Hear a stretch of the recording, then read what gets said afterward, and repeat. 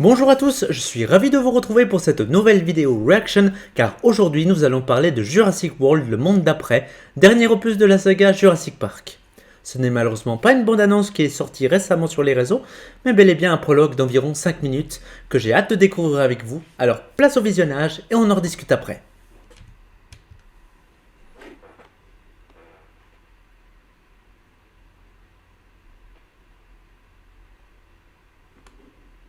Ok, alors on commence par le logo.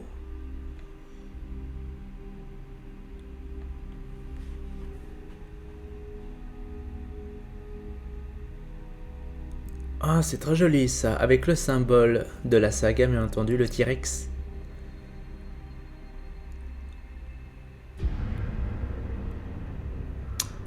Ce n'est pas la végétation de notre époque.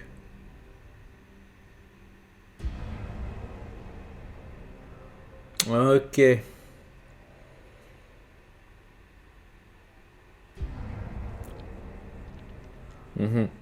On revient il y a 65 millions d'années, donc à l'époque des dinosaures. C'est très intéressant.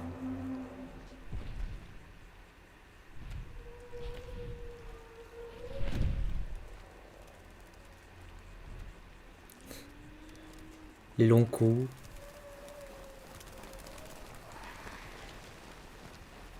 Les ptérosaures.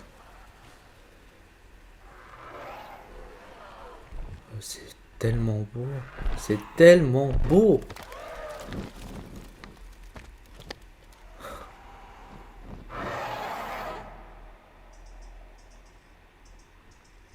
Ankylosaurus. Je suis désolé hein, si je dis beaucoup de noms de dinosaures, mais j'étais passionné quand j'étais petit. Je voulais faire paléontologue. Mais c'est tellement bien fait. On se croirait presque dans un documentaire sans voix off.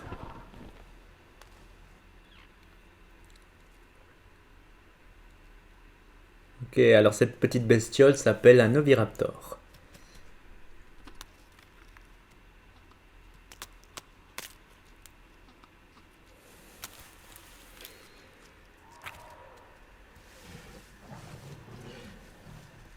Les tricornes, mais ceux-là ils font partie de la famille des taurosaurus.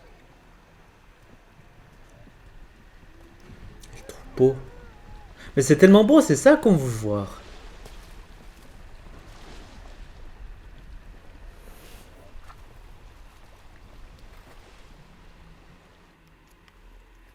Voilà, l'arrivée d'un carnivore.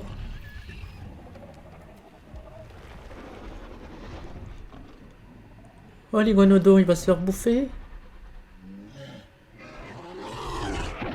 Oh, le gigantosaurus. Oh, il est beau.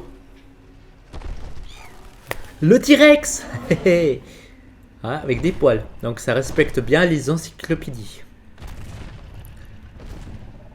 Un combat entre les deux. Rien à voir avec Jurassic Park 3, hein, puisque là on est vraiment dans l'ère des dinosaures, donc c'est tout à fait normal. Mais il me semble que le gigantosaure est beaucoup plus fort qu'un T-Rex.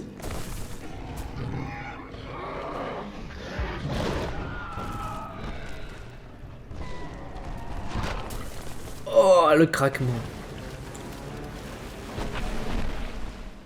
Oh, bon ben voilà quoi. Ah, ne pas oublier le moustique, l'intrigue principale du tout premier Jurassic Park. Et grâce à lui, on peut récupérer de l'ADN et fabriquer des dinosaures.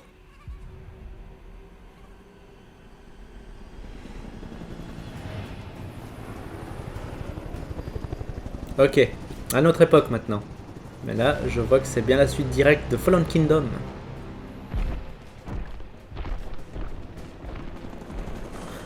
Chasser T-Rex.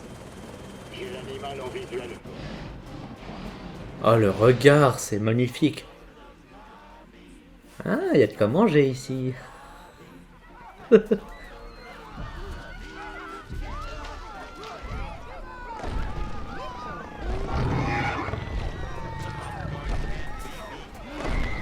Il ne faut surtout pas bouger, sa vision est basée sur le mouvement.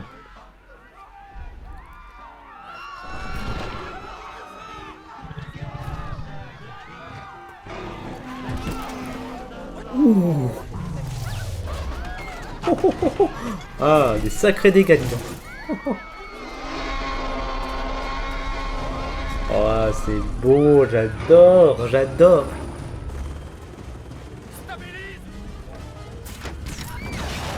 Aïe.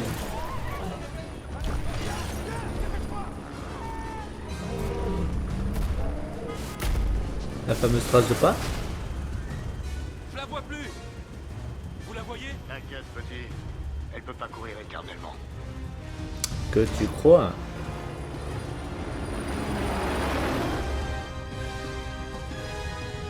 Wow. J'ai envie d'en découvrir davantage. Encore plus d'images. Oh la vache. Wow. Alors, franchement, c'est magnifique. On nous montre bel et bien la vie préhistorique avant notre ère et le détail par rapport au design des dinosaures qui était beaucoup critiqué du fait que ce n'est pas fidèle aux encyclopédies. Là pour le coup, c'est respecté, mais je pense que ce sont de vieux dinosaures. Ce qui voudrait dire qu'à l'heure actuelle, pour les Jurassic Park, ce seraient des dinosaures encore jeunes et c'est pour ça qu'on ne voit ni poils ni plumes. Concernant l'avenir de la saga, ce film est le 6e et dernier opus, après presque 30 ans d'existence depuis le tout premier Jurassic Park, sorti en 1993. Il se pourrait qu'il y ait une continuité avec ces dinosaures, mais ça se déclinerait plutôt en série. Personnellement, je suis totalement contre, car je me demande ce qu'on pourrait raconter de plus que ce qu'on se connaît déjà aujourd'hui. Si on revient au film, c'est une suite directe à Fallen Kingdom de 2018 qui s'était terminée par l'échappatoire des dinosaures enfermés dans une grande maison ressemblant à un château hanté qui devait être vendu à des milliardaires lors de ventes aux enchères. Donc je parle des dinosaures qui devaient être vendus. J'aimerais beaucoup revoir Blue, la Vélociraptor dressée par Owen Grady, incarné brillamment par Chris Pratt. Le retour de Bryce Dallas Howard, bien évidemment, dans le rôle de Claire. Omar Sy a officialisé son retour depuis qu'on l'a vu jouer dans le tout premier Jurassic World sorti en 2015. Et nous savons également que l'ancienne génération, l'ancien casting donc, qu'on a pu apercevoir dans la toute première trilogie, composé de Sam Neill, Laura Dern et Jeff Goldblum, qu'on a aperçu dans l'avant-dernier film, reviendront pour cet épisode final.